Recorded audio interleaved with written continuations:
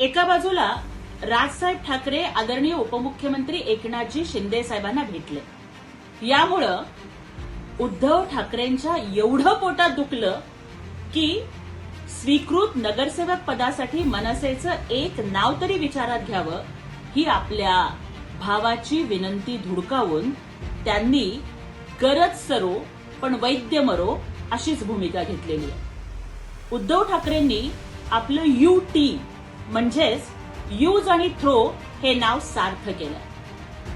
खरं तर उद्धवजी, तुम्ही खूप लवकर विसरला की मुंबई महापालिका निवडणुकीमध्ये जर मनसे आणि राजसाहेब तुमच्या सोबत आले नसते ना, तर मुंबई महापालिकेत तुमचं नामोनिशाण सुद्धा उरलं नसतं.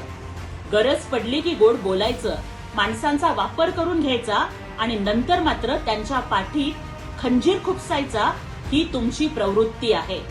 आणि आज सगळा महाराष्ट्र तुम्हाला हाच प्रश्न विचारतोय की जो आपल्या भावाचा झाला नाही तो गावाचा काय होणार. पण दुसऱ्या बाजूला माननीय उपमुख्यमंत्री एकनाथजी शिंदे साहेब मात्र इतके दिलदार आहेत की ते केवळ आपल्या सोबत असणाऱ्यांचं, आपल्या पक्षात असणाऱ्यांचंच नव्हे तर अगदी विरोधी पक्षात काम करणाऱ्यांचीही कामं करतात.